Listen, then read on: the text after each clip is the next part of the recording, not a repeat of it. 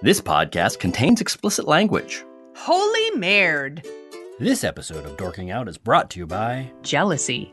Feel like having a fight with your significant other, but your relationship is going great? Then you need jealousy. Houston, flight is go. Mila, let's go. SPM. 50 contact. From Assignment X, thesoniashow.com, and Amalgamated Storytelling, this is the Dorking Out Show, the podcast for people who love stories from movies, TV, books, podcasts, and everywhere else. Welcome to episode 90. This is the Dorking Out about Star Trek Voyager edition. Returning today. What was that?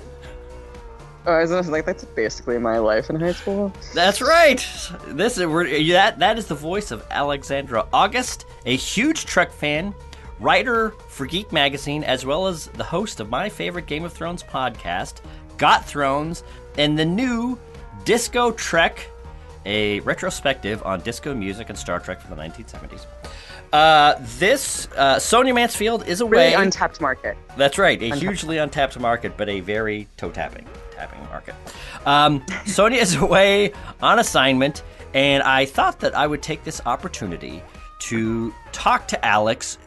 When we invited her on Dorking Out to talk about Star Trek Discovery, somehow in passing, she talked about her love for Star Trek Voyager, and as you've already heard, she loved it like crazy in high school, so I thought we would take a deep dive into what might be a little bit of a kicked around Star Trek series. I think, correct me if I'm wrong, but I think the quote-unquote popular opinion or the broad opinion in Star Trek fandom is Voyager was the moment when maybe we had had enough Star Trek. The golden age of Star Trek had been fantastic. TNG, DS9 ends on a very high note, at least storytelling-wise, and going in a different Star Trek direction.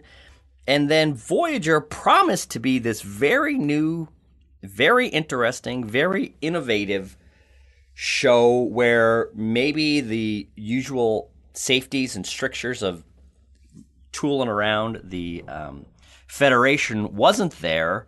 It was a crew living a little bit more on the edge. At least that was the promise. But correct me if I'm wrong, Alex, I think the popular impression is that Voyager is a show that did not necessarily live up to its potential. However, I suspect you might have a different feeling. So what are your thoughts on Star Trek Voyager? Well, it's complicated. I don't actually disagree with you. I love Voyager. One of the reasons that I love Voyager was that it was the Star Trek that I came to on my own, the first one. One of my earliest memories is watching Star Trek: The Next Generation with my father. And then he passed away when I was about 10.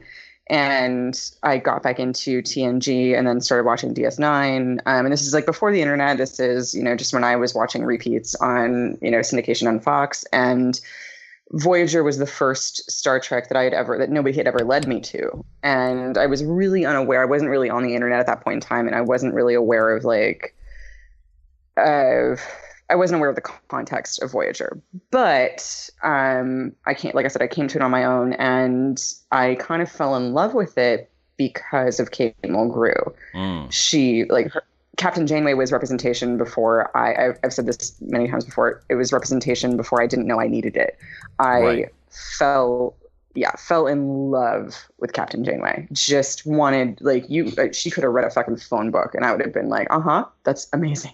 Yeah. I just whatever you wanted, and even so later on, I came to appreciate the premise of it and was like, oh my gosh, yeah, this is essentially Star Trek in the Wild West, where they don't have dry dock, they don't have the Federation at their backs. This is a really scary place for a Federation ship, and we have to live by our wits, and we only have our ideals. It had such promise to be the Star Trek that kind of brought it. That kind of really put the idealism that Gene Roddenberry birthed to the test. It's how do we maintain these humanist, very high-minded ideals in a part of space that is still the Wild West, that is still largely that is technologically behind us, that does not reflect our values, that doesn't have the safety of the Federation. How do we maintain, how do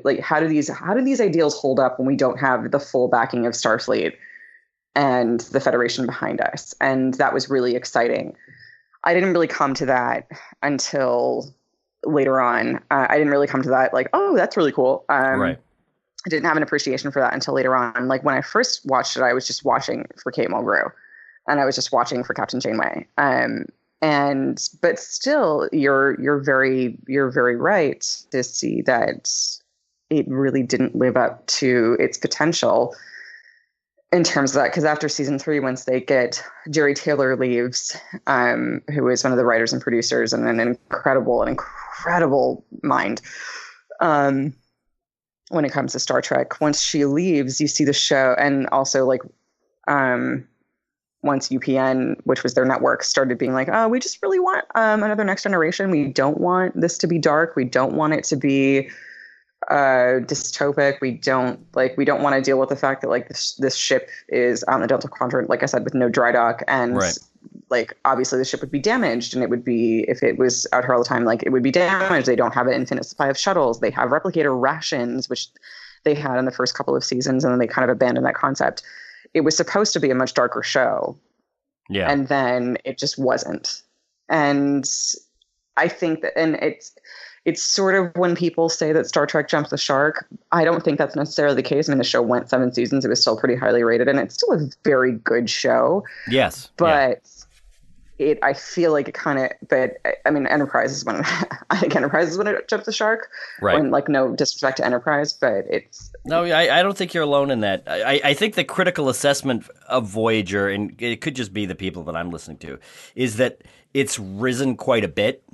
And people are really, I think, starting to appreciate it more for what it was. I think people wanted a lot from Voyager, and Voyager didn't deliver, but it holds up. Exactly. On later viewing. Yeah. Yeah. I think my impression is that, and I had this impression at the time, I want to throw this idea by you, is that like with the Next Generation or with DS9 is you would have mediocre episodes, you would have great episodes, but you'd have a lot of kind of middle good episodes. That they weren't the best, but they were really nice, solid hours of TV. I think which is kind of where Star Trek lives. Exactly. A lot of that, like, places sort of like you have the best, like with TNG, you have the best of both worlds, and you have Descent, and you have Deja Q, and you have there's a lot of really amazing. Deja Q is just like my favorite episode of Star Trek ever, and I feel like I don't know if everybody agrees with me, but I really like it. Right. But then you also have like episode like Man of the People, or like I'm literally just tossing out titles of Parallels of or whatever. This where it's like it's or Timescape or whatever, where it's good. Yeah, but it's not like spectacularly memorable. Exactly. But I think the thing with Voyager for me is you have the great episodes like Year of Hell. You have, like really spectacular sci-fi stuff. Good. Yes, like Year of Hell, or you have, Timeless, or these kind of cool ideas, or Scorpion or Equinox, which I think was fantastic.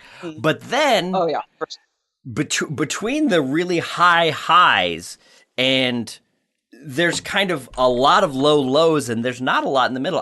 When I was watching it in the original run, I almost got the feeling that you could tell when sweeps weeks were, because all of a sudden Voyager would get great for like 2 episodes. Yeah. And then it would a good 2-parter. Right, like, and then it would fall back to Bride of Chaotica or whatever, and it would just be like, everyone fucking loves Bride of Chaotica, and it really makes me angry. I do not like it in any. That is such a low point for me, but yeah. It's so, I mean, I was like, really, also like my shout out to my cousin Genevieve McGillicuddy, who runs the TCM Film Festival. I like classic film, and I like classic TV. And I grew up watching like Nick at Night with when it was like I Dream of Jeannie and Bewitched, and so like I understand, and also Star Trek, like it's the guy, so I understand that kind of milieu that they were trying to recreate, right? And I think they fucking failed. Like it's not good, and also like they had a really good opportunity to make Janeway like really hot. Right. Not that she wasn't, like, and they made her like this really annoying kind of almost like matriarchal. Like Right. they had a moment to make her a sex symbol, which I know Kate Mulgrew was like kind of very against because feminism, and it, Yeah. which was it like in retrospect a really cool and unappreciated call at that point. But it was also like when you watch that episode, it's just they tried to do something and didn't succeed. It Yeah. was very sorry, but we don't need to talk about that. Well, yeah, let's yeah. let's go through the cast a little bit because I'm looking, and I now that I'm, maybe this is just my own harebrained theory, which is, so you have these extreme swings between quality, and for me, Kate Mulgrew is one of the all-time great captains, no question about it. She's got a lot of the Kirk in her, but also from a very, she's feminine but not girly kind of way, and she's just a really fantastic, strong woman. Robert Beltran as Chakotay, I liked. But then you have and he gets a lot of hate. Like Robert Beltran gets a lot of, and I think very undeserved. And this is probably, I'm a huge Janeway Chakotay shipper. Like I can't watch it. Right. I've like not watched Endgame again since it aired. I mean, I've watched it once because, like Star Trek Generations, that I did not watch because it destroyed the Enterprise D and it like broke my heart. Right. Endgame, like with him getting together with Seven of Nine, I thought was like so incredibly not only out of character but like also stupid and like kind of a slap in the face to a lot of this. And a little bit, yeah. Like a lot of people talk about Chakotay like he's just this ridiculous like people think that he is incredibly boring and stuff like that. And I was like, actually no, like he's a really amazing diversity character as an indigenous person and as somebody who had a lot of, as a Maquis leader, like he was so dynamic in the first couple of seasons. He was, yes. But I think still maintain that throughout a lot of, like, he's kind of Janeway's foil, which is what to me made that relationship so attractive and so interesting. And so I hate it when I hear people shit on him because Robert Beltran's such a phenomenal actor, and Chakotay I thought was like a really phenomenal character. Exactly, he was, and I think that's part of what's going on is that we can see the bones of maybe the best Star Trek show ever, just right there. But then pressed up right against Kate Mulgrew and Robert Beltran, you have Robert Duncan McNeil as Tom Paris, which, not to be mean, but holy smokes, that guy is nearly inert when it comes to charisma. Oh, Ethan Phillips. So annoying. Then you have Ethan Phillips as Neelix, which is, I guess, the Jar Jar of the Star Trek universe. I am not a fan of Neelix. Because Ethan Phillips, I agree with you. I wasn't either, and it sucks because Ethan Phillips is such a phenomenal actor as well, and like such a wonderful guy. And really, like I have a really hard time being critical of anybody who spends 4 hours in makeup literally every day of shooting. Like, oh my god, you earned your paycheck. Like, why these like? Exactly. You go through all this trouble, you go through all this work, and then you achieve that. It's heartbreaking and frustrating. And then you have then you have Robert Picardo and Tim Russ as the Doctor and Tuvok, which are two fantastic characters. Tim Russ's Vulcan, I think is an interesting, different take on the Spock dynamic that we've seen. But then right up against them, you have Garrett Wang, which, not to be mean to Garrett Wang, is Harry Kim the most boring character that's ever been on a national broadcast television? Literally cannot even. Oh my gosh. And it sucks too because Garrett Wang is like, again, like one of the nicest, most lovely people. He's such a good steward of Trek. Like he's such a good Star Trek actor in that capacity. Like he's so good to the fans, and he's right. He's just a lovely, lovely guy at the same time. And like, it's not really his fault that Harry Kim lands the way Harry Kim lands because the writers didn't give him a lot to do, and they like legit never promoted him when it was like, he should maybe not be an ensign after 7 years. I don't know. And you see, like, Harry Kim is kind of this interesting savant, and he gets a couple of good episodes in the first couple of seasons. And he has a really, really wonderful chapter in Pathways, which is a great Star Trek Voyager novel if you haven't read it, which dives into the fact that like he was a savant and he didn't get admitted to the Academy on his first try. But he doesn't give up and he tries again. And it's Harry Kim had such promise. He really is kind of emblematic of Star Trek Voyager in and of itself. He was a character that had a lot of promise. Right. And then that promise wasn't realized. He essentially became a foil to everybody else around him. Exactly. And it was just like, okay, well, I don't care that like Harry can't find a girl. Like I really don't give a shit. Like yes, exactly. Thank you. It's like I get it. Harry can't get laid. I'm not watching Star Trek for the relationships. You know, I mean, Yeah. I am to an extent, but I'm not like, looking for, you know, did Harry Kim get lucky? I don't care. Yeah. You know, and then somebody you have who is 100% watching Star Trek for the relationships, like I get it. Like I don't care. Like I'm not into it. It doesn't make sense. Like they didn't like they he's like I mean Chekhov is more interesting. Yes. And Sulu is more interesting. There was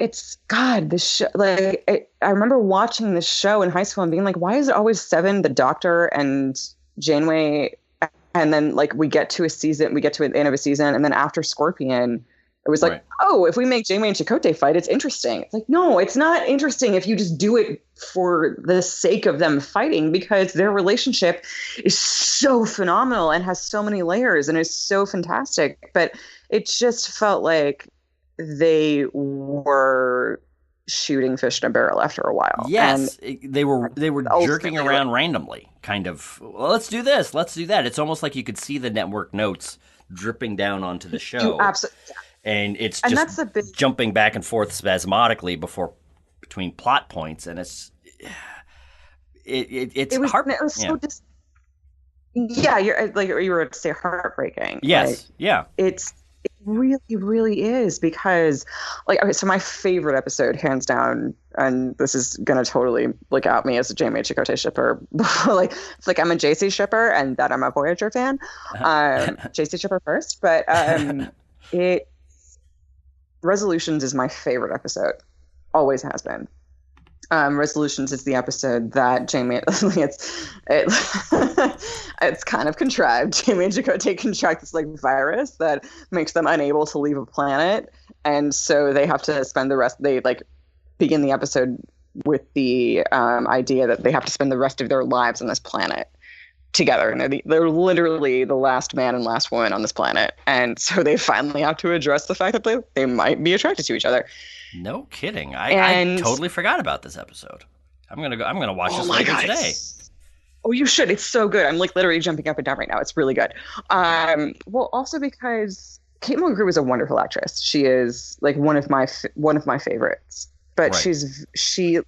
A lot of directors let her lean on the Katharine Hepburn brassy, I wear pants and that's Katharine Hepburn reference, not Kate Mulgrew reference, but right. They really let her lean on her voice and they let her lean on her presence. And she's really good at intimacy. She's right. So good.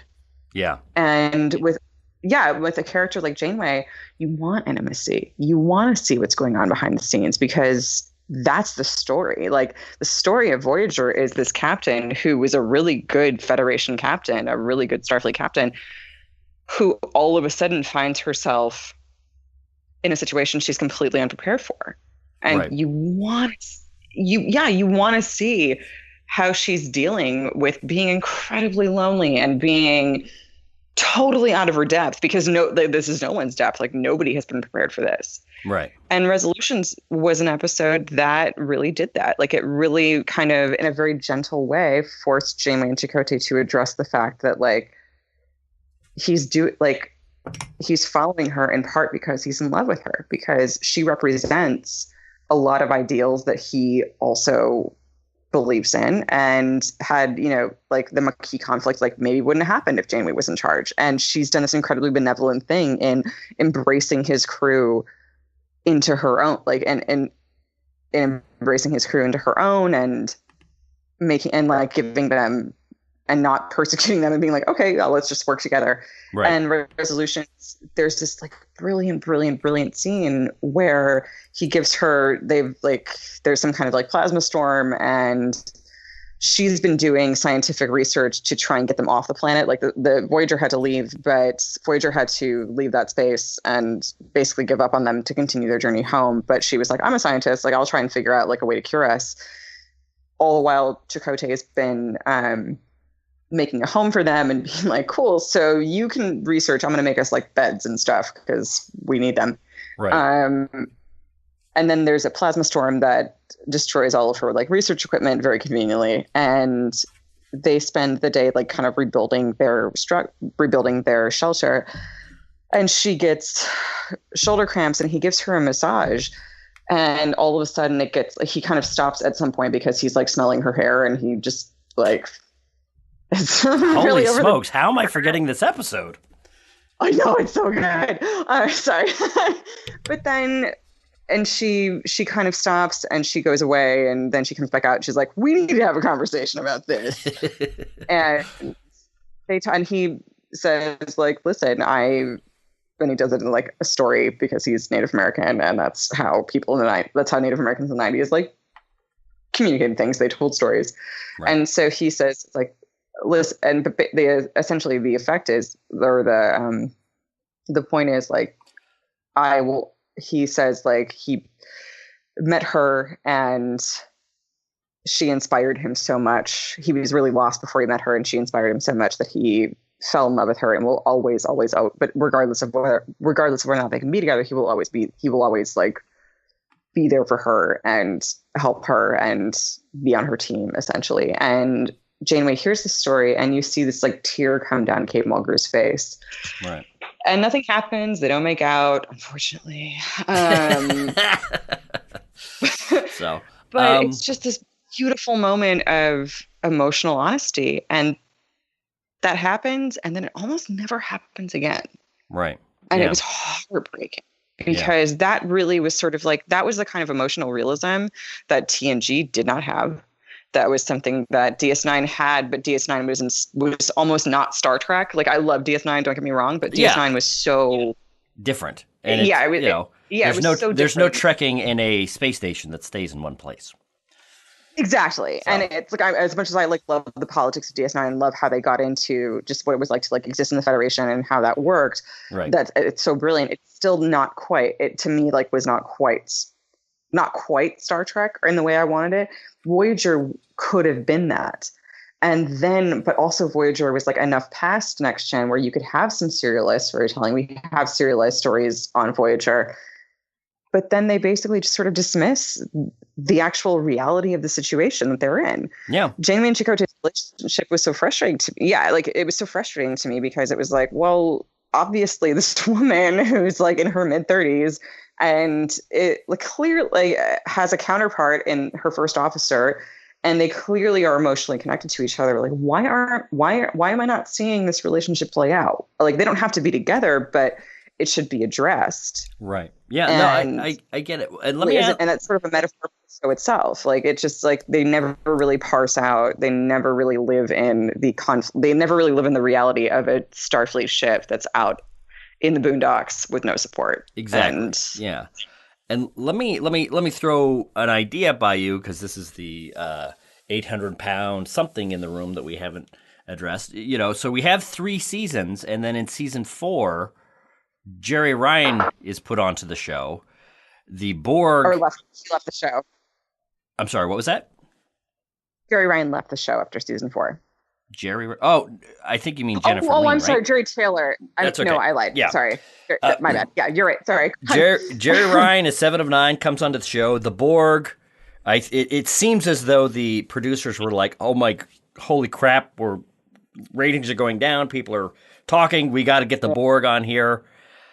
And it essentially kind of became the 7 of 9 show for the last 4 years. And, it's one of those weird things, as a male in the kind of the sci-fi milieu, there's usually a lot of, ribbing that we definitely deserve for watching scantily clad women run around these different stories. She's like so hot though. She's so good looking. Like as a woman, I was like, oh my God, like don't take her. Like when they put her in the brown suit, I was like, no, silver suit. Right. 100%. She's so cute. See, that's Look the at thing. Her boobs. That's the thing that's so strange is she was a ridiculous stereotype of what I think network executives thought young men watching Star Trek would want to watch. But at the same time, 100%. Right. But at the same time, she was a fantastic character, played by a fantastic actress. Good. So it's kind of like she is this great character, but holy smokes, do they really have to shove her tits in our face all the time? It was like, that was, and also because, Voyager was supposed to be like this feminist show. Voyager was like, oh, we have a female captain. That meant a lot. Yeah. It meant a whole lot. And then and like Kate Mulgrew has said this, and I think Jerry Ryan has said this too, like they really clashed when she was brought on. Because Kate Mulgrew was like the star that was driving that show, and it wasn't happening with her. And they brought on Jerry Ryan, and ratings increased, and a lot of the publicity went to Jerry Ryan.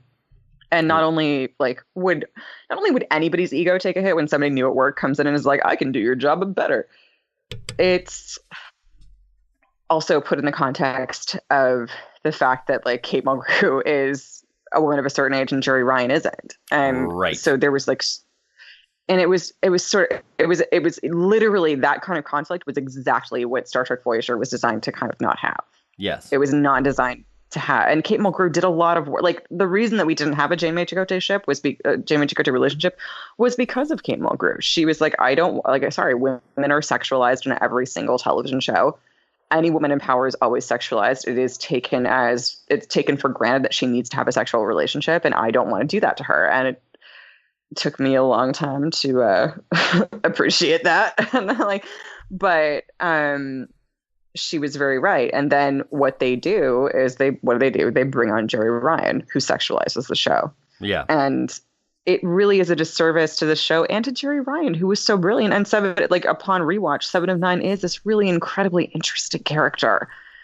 Yes. And it's very frustrating. I'm with you on that. It's very frustrating that they walk her around in a catsuit all the time. Right. And her boobs are literally in your face all the time. And that's the thing and it's this very strange thing where I really like the character. I really like, maybe that's what it is. Maybe, we've talked about this in several different iterations in this discussion, is half of the show is fantastic and half of the show is just a wreck. I don't want to overplay it, but half of it is just the Irish, Fairhaven. The Fairhaven, the Irish holodeck program, Jamie finally gets a fucking boyfriend and he's a hologram. He's a 19th century fucking bartender from Ireland. What is it with old Ireland and Star Trek that just it never works? Leave Ireland alone. And then between Sub Rosa and this, it's just he was forget it. You've got a girl, Chakotay had no feelings about that. He was like, "Oh, you've got a boy? That's so nice." And, they make a joke about it, and I was like, "Can you not I get that they're not going to bone, but can you not make him totally fine with this because it's stupid?" Right. Sorry. No. That's totally okay. Probably. I'm interested in this because not the most trenchant analysis. I'm still bitter. That's right. I think that's the thing that is interesting about, and why I keep going back to Voyager and why I wanted to have this discussion with you, is it is this it reminds me a little bit of the Star Wars prequels in that, as a fan of the thing that I'm watching, half of the greatness that I see is right there, irrevocably intermeshed with half of the thing that I really don't like. I'm either bored by or put off by or irritated by.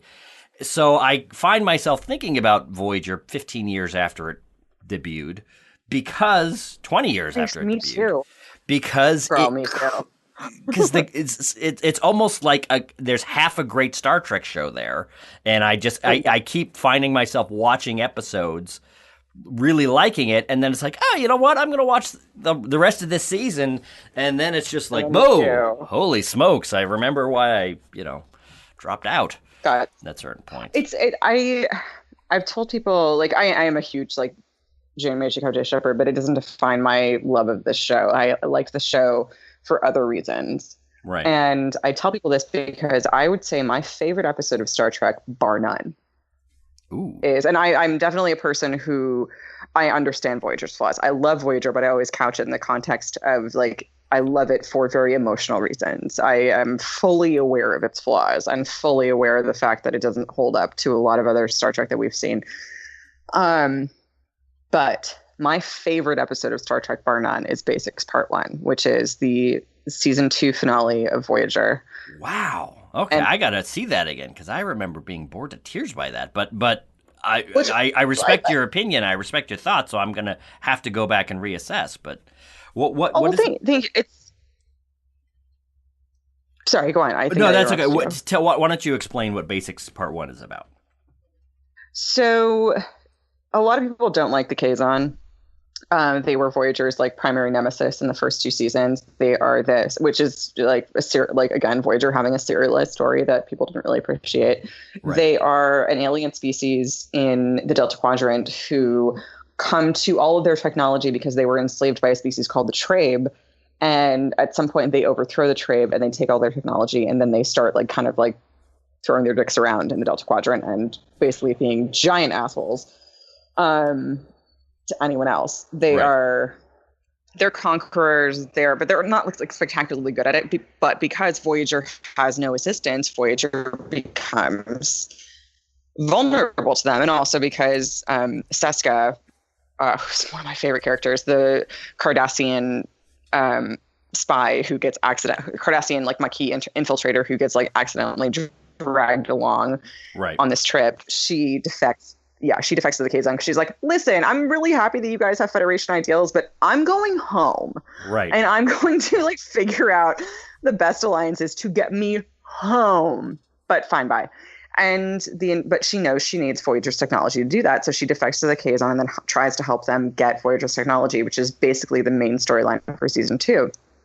And then at the end of the day, at the season finale, which was like, it was resolutions, and that episode that I talked about ad nauseum. Right. It was the resolutions, and then we had Basics Part 1. So all of this huge conflict, like Janeway's tried to make alliances with the Kazon. Maj Kala is one of the Kazon that she deals with all the time. He's kind of her primary nemesis. He can't deal with the fact that she's a woman, and he hates dealing with her. And so like all of their negotiations fall apart. Like they've tried to deal with this conflict while they're in Kazon space, but they haven't been able to. So at the end of season 2, all of a sudden it's also been established that Seska is pregnant, supposedly with Chakotay's baby, because she's like had a relationship with him. So all of this is in play, and it becomes clear in Basics Part 1 that the baby has been born and that they're going to that the Kazon are going to kill it because it's not Kazon, and she, unlike the guy she was sleeping with, thought it was his. Right. So Voyager goes to get this baby. Kind of a silly premise, but it winds up being one of the better there's they capture a Kazon named Tyrna who's supposedly defecting, who gives them all the information about the baby, and you're like, Chakotay's like, I don't trust this guy, and everybody's like, nah, he's defecting, he's still an asshole, like he's fine, like I think we can trust his information. So they basically walk into this huge trap that Seska has laid for them, and Tyrna literally blows himself up as part of this. Wow, I'm forgetting that. All right. Yeah, so they go into this battle, and then you see the shot of like all of a sudden the camera cuts to Tyrna, and he like takes a needle out of his toenail. It's so gross. Oh, wait, now I think I remember. Yeah. Yes. And then he injects himself with it, and his quarters happen to be like right next to the quarters of Lon Suter, the like psychopathic Betazoid that also happened to be on Voyager. That's right. They were clearing the decks. Yes. All these story threads. They're over. Yes. And so he blows himself up. It severely damages the ship when the ship probably would have been fine in this battle because they're dealing with the fact like Voyager, like despite the fact that it's without any Starfleet support, it's still like vastly superior technologically to any other ship in the Delta Quadrant. So they needed to disable it in some capacity from the inside, which they do. Right. And so Tyrna blows himself up, and then they've been undergoing attacks from the Kazon for the entirety of the episode that are always focused on the deflector bay. Right. And then they finally get into this battle with the Kazon, and Janeway is a fantastic military commander. It's a good 10-minute battle, and she's just fucking slaying the entire time. Which we usually get to see Janeway as a battle commander that much. So to see her do it in this capacity and just command her ship with utter aplomb and use all of the materials at her disposal so well was just a pleasure. And Kate Mulgrew did it perfectly. But then the Kazon, like, they fail at some point. The Kazon start boarding, and she sets the self-destruct sequence. But then they're like, oh, sorry. Secondary systems that were run by, like, the main deflector array aren't available, and that includes self-destruct. So the ship's boarded, and they're put off the ship. And it's just this phenomenal episode of how you can have all of the big guns, but but it doesn't matter. Like, you can still be outthought. Right. And you just don't see that on Star Trek. Like, Picard was always safe. Picard was always on the flagship. Yeah, like it was always the flagship of the fleet. And Sisko, even though he leaves the station at some point, it's still a space station. It's not the fleet. Like, I've never felt more frightened watching Star Trek than I did in Basics Part 1 when they leave them on a planet and you're like, what's going to happen? No, that's right. They leave them on the planet. Voyager takes off, and they're marooned. They're stuck. That's right. That is a fantastic season closer. And then we get the rest of the seasons of Voyager where, like, even when they engage the Borg, the stakes are never that high, because that's what Voyager was supposed to be. It was supposed to be this show of people who were like, we have a lot of stuff, but we may not have the right stuff to deal with who we are. Exactly. So, is there anything else that you would like to say about Voyager when you think about the place that it holds for you, when you think about the meaning in Star Trek, because you have a Star Trek podcast, you've talked about all these different iterations of Star Trek. Is there anything that you want to say specifically about Voyager to wrap this up? It's ultimately a pretty painful show for me, because as the more I grow and the older I get, I come back to it and I see more and more the potential of this show. And I see the power of Mulgrew as the leader of the show, and I see Jerry Ryan, and I see the Doctor, and I see all these characters that they pushed so hard, and I see so much potential there. But then I watch it and it's wasted. Right. To large degree. So it's for somebody who takes Star Trek as seriously as I do, I don't watch it very often. I don't watch Voyager very much because it's ultimately pretty painful. Which sounds really silly, but no, I hear you. I take Star Trek very incredibly seriously. I think it is one of the best things that popular culture has produced in the last 100 years.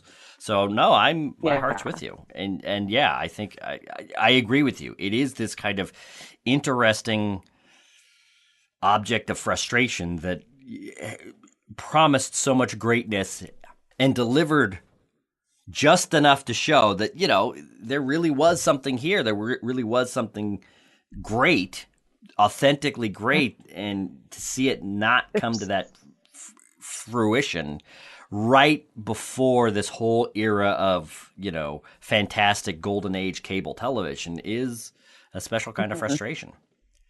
So that said, I will stay. Like I said, like I just fucking geeked out about Basics Part 1. It's given me some of my favorite episodes of Star Trek. Like the Q, because John Delancey and Kate Mulgrew were such good friends, I think that's part of the reason that the first two Q episodes are so good. Right. Like Death Wish, and then I forget. The Q in the Gray? Yes, the Q in the Gray. Right. Yeah. Are such I'm such a Q fanatic too. We could do an entire podcast about Q, and I would be so happy about that.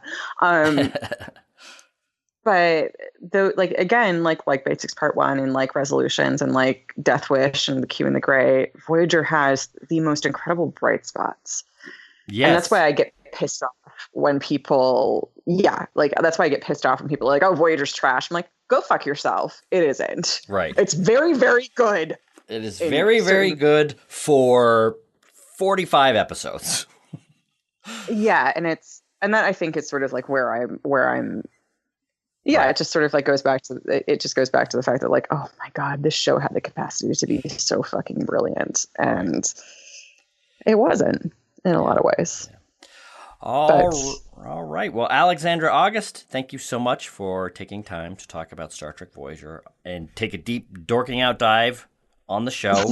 Is there anything else Thank that you you would so like much to for having say? me. Hey, no problem at all. Everybody, go listen to DiscoTrek and Got Thrones. Alexandra. Well, actually, now that I should ask you at the beginning here, 2018, are there any other podcasts that you're launching, or are those the ones to pay attention to right now? Those are the ones to pay attention to right now. We are doing, my co-host and I, Johnny Kolazinski, are launching DiscoTrek. We'll have a new episode tomorrow. We went on hiatus for the break, and we'll come back to Got Thrones when Game of Thrones ever comes back. Right. We might be doing some off-season content, but That's right. See you in 2019 for Got there's Thrones. literally a year before. So right now we're doing DiscoTrek, and we will have some really fun off-season content for that. We know. But yeah, you can also read my work at Comic Book Resources, and which I have a lot to say about the Mirror Universe on Comic Book Resources. So find me there, and then also at geekexchange.com. Excellent. And the last thing that I would say, listeners, we are recording this ahead of time, so the episode of DiscoTrek that she just referenced is out right now. Oh, so you can go listen to it. So I'm going to close the show by besieging you to go listen to. I'm the not latest great episode of... at time travel. Y'all, That's okay. So, That's I'm right. terrible in Star Trek's universe most of the time, because I'm usually we'll be on our podcast. I'm like, oh yeah, it's up Tuesday. Wait, it's not Tuesday when you're listening to it. Exactly. Sorry. That's right. That's a very Janeway trait. To not be fantastic with the temporal mechanics. But anyway, all right. So that is our show. Thank you for listening. And I am just Chris Smith for Sonia Mansfield and Alexandra August here to say bye. Bye.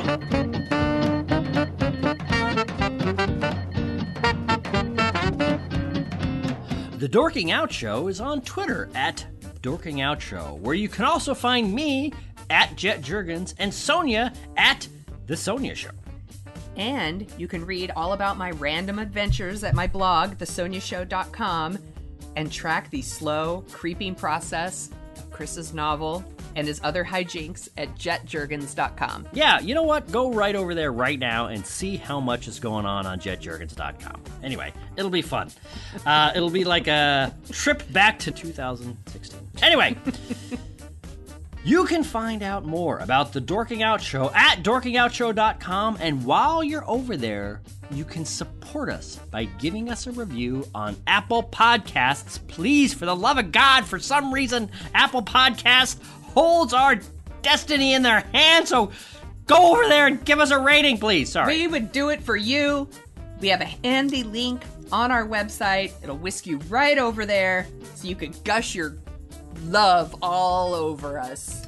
This is disgusting. It's disgusting. Why did you write it like I think this, Sonia? you wrote I it didn't like write that. it like this. I don't write this. We would gush love all over you and your podcast. Yeah, we would do that. Anyway, point Gushing. is, I think we might be re-recording this here in a moment. Gushing. Jesus.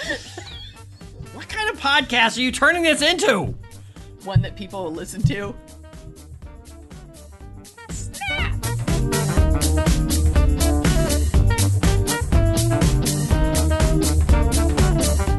This has been a presentation of Rocket Spots Media.